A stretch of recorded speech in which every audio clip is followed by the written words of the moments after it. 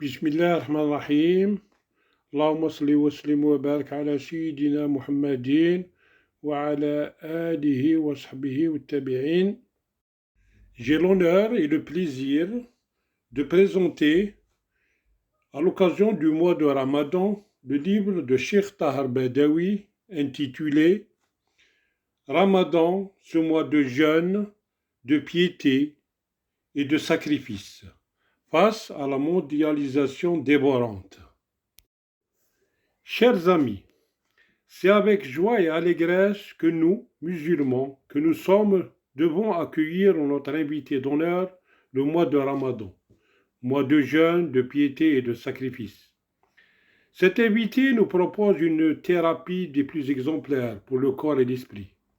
Il nous garantirait à chacun, si nous acceptions son offre avec amour et clairvoyance, de renforcer sa foi envers son Seigneur, Allah, le puissant, le miséricordieux, d'effectuer son autocritique en toute âme et conscience et d'évaluer ses rapports vis-à-vis de sa personne, de sa famille, de ses proches et de tous ses semblables, envers lesquels il doit observer des droits et des devoirs. Ce mois de jeûne nous garantit par conséquent une vie matérielle et spirituelle paisible, grâce à la mortification du mois, laquelle érige le commun des mortels en une personnalité angélique par le repos de la conscience qu'elle lui procure et par l'immunité qu'elle lui assure. Comme vous le savez très bien, mes chers amis, l'islam signifie étymologiquement la soumission inconditionnée à la volonté de Dieu, et le Saint-Coran le confirme en effet. Et quelconque désire une religion autre que l'islam, son acte ne lui sera guère agréé, et il sera parmi les perdants dans l'au-delà. Sourate dite de la famille d'Imran, verset 85. Tous les croyants, aux yeux de l'islam, depuis le prophète Adam, père des humains, sont tous frères et sœurs, issus d'un même père et de mères différentes, comme l'explique à juste titre notre vénéré prophète Mohammed salut divin sur lui dans l'une de ses illustres annonciations. Cette religion unique, agréée par Dieu, l'omniscient, a deux traits distinctifs.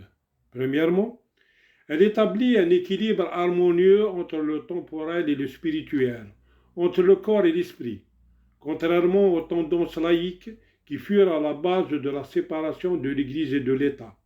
Au Seigneur ce qui lui appartient et à César ce qui lui revient. Elle permet ainsi la parfaite jouissance des biens créés par Dieu, sans omettre d'accomplir les devoirs cultuels, tous pour un et un pour tous, et non chacun pour soi et Dieu pour tous, comme le concevraient les opportunistes de nos jours. Devoirs tels que la prière, le jeûne, la zakat ou, un pour rituel, le pèlerinage au lieu saint de l'islam, le djihad en tant que lutte contre toute forme d'oppression et d'exploitation, d'esclavage, d'obscurantisme et de terrorisme de quelque nature qu'il soit. Deuxièmement, l'islam est une religion des masses. Tout musulman sans distinction de sexe ou de race est investi en effet, de par sa disposition naturelle, d'une mission, à savoir prêcher ses convictions là où il se trouve, d'amener les gens à vivre en paix et quiétude, chacun par son comportement vertueux vis-à-vis de l'autre et combattre toute forme d'injustice. Le seul critère d'évaluation entre les hommes étant aux yeux de Dieu la piété que le jeûne du mois de Ramadan garantit à tous les fidèles adeptes. Le deuxième acte cultuel en islam. Il importe de préciser que le jeûne est le deuxième acte cultuel en islam. Il consiste à s'abstenir de manger, de boire et d'avoir des relations sexuelles durant toute la journée, depuis l'aube jusqu'au coucher du soleil, bien entendu avec la noble intention de se conformer aux prescriptions divines en la matière.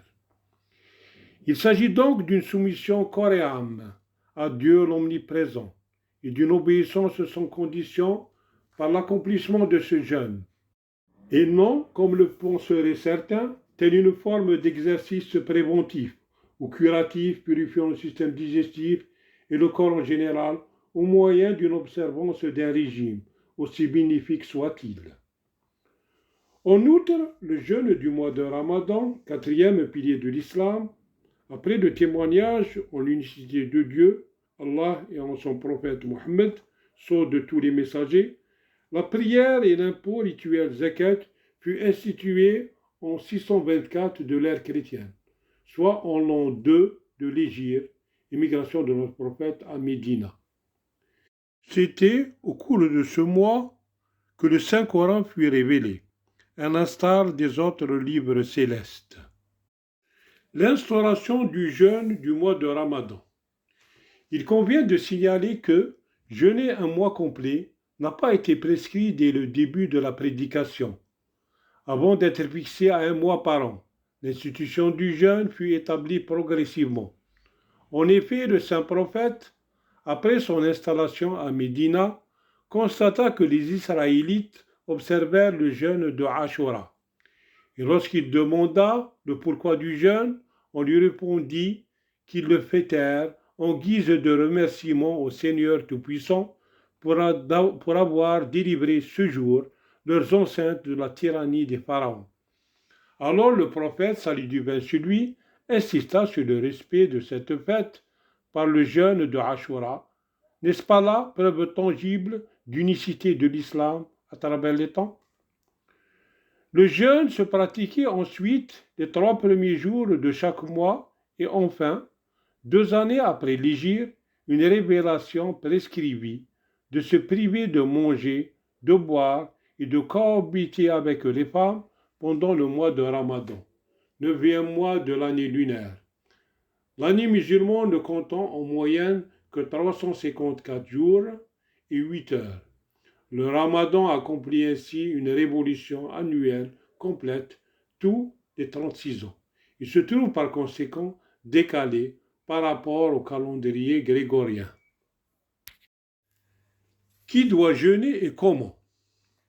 Dans les versets suivants, 183 à 187 de la sourate dite de l'Abache ou Al-Baqarah, le Saint-Coran fait état de cette progression jusqu'à ce que le jeûne du mois de Ramadan devienne une obligation pour tous, à l'exception des cas précis.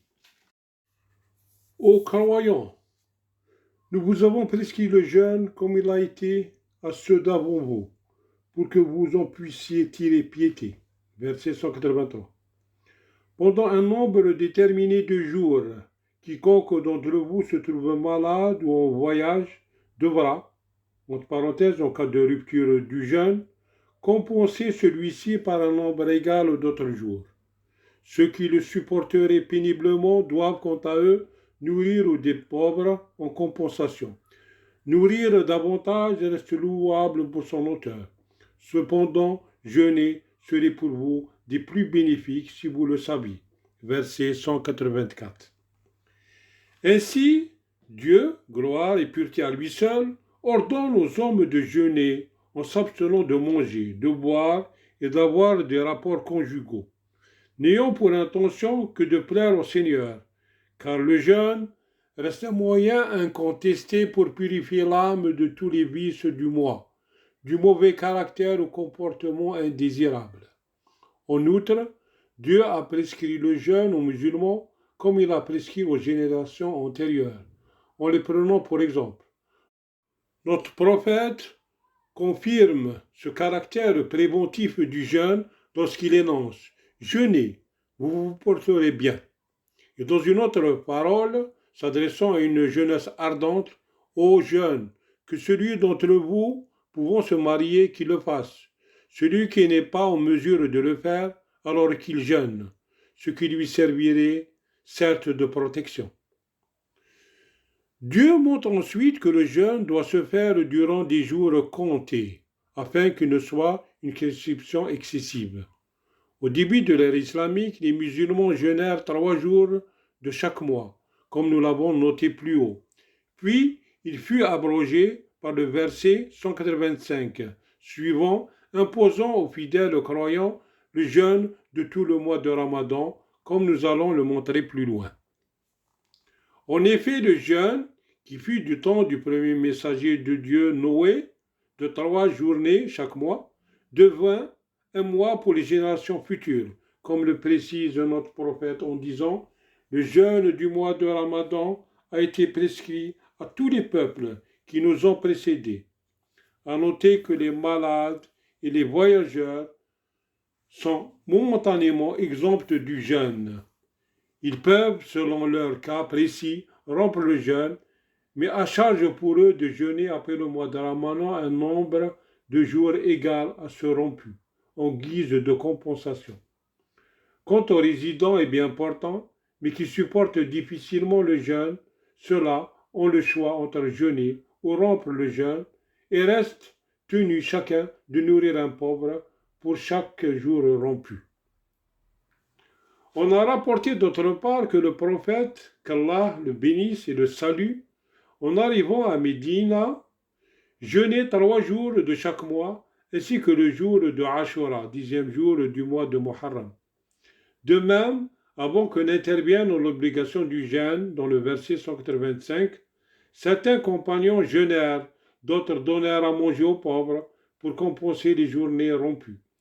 Mais lorsque Dieu, gloire et pureté à lui seul, révéla ce verset, le jeûne devint désormais une obligation pour tous, à l'exception du malade, du voyageur et du vieillard dans l'incapacité de jeûner. Par la suite, les hommes, après leur jeûne, mangèrent, buvèrent et eurent des rapports avec leurs épouses avant de dormir. Mais si l'un d'eux s'adonne au sommeil avant de rompre son jeûne, celui-ci est tenu de poursuivre le jeûne jusqu'au coucher du soleil du lendemain, ce qui fut une prescription des plus pénibles. On a rapporté qu'un compagnon du prophète, appelé Sarma, rentra chez lui un soir, fit la dernière prière de nuit et de fatigue il s'endormit sans rompre le jeûne. Il dut poursuivre son jeûne jusqu'au lendemain, passant ainsi toute la nuit sans boire ni manger, ce qui l'a d'ailleurs fort affaibli. En le voyant ainsi, le prophète lui demanda de lui expliquer son cas. Il lui raconta avec précision le déroulement de la scène. On a rapporté également que le calife Omar, en se réveillant la nuit, il cohabita avec son épouse. Il vint trouver aussitôt le prophète afin de l'aider à trouver une solution à ce problème. Et pendant cela, Dieu révéla alors une disposition d'allègement dont nous parlerons plus loin. La partie du verset susvisé, à savoir ceux qui auront rompu le jeûne par fatigue, se rachèteront par des distributions de nourriture aux pauvres, suscita une controverse entre les différents exégètes. Certains estiment que cette prescription a fait l'objet purement et simplement d'une abrogation par une autre, consignée dans le verset 185 que voici, quiconque verra le mois de Ramadan apparaître devra le jeûner. Toutefois, l'érudit Ibn Abbas rétorqua ce raisonnement. Non, il ne s'agit guère d'une abrogation, dit-il. D'autant plus que cette permission divine est accordée dans tous les cas, aux personnes âgées ou incapables de jeûner à charge pour eux, bien entendu de nourrir un pauvre par effet compensatoire. Se pose à présent la question de savoir comment peuvent-ils se comporter s'ils sont eux-mêmes nécessités et démunis. Dans ce cas, ils en sont exempts, car notre Seigneur le compatissant n'impose jamais à quiconque ce qu'il ne peut supporter, comme dirait l'éminent jurisconsulte Shafi'i, que Dieu réserve à tous ses serviteurs, d'honneur et chevaliers du savoir, un accueil des plus sublimes.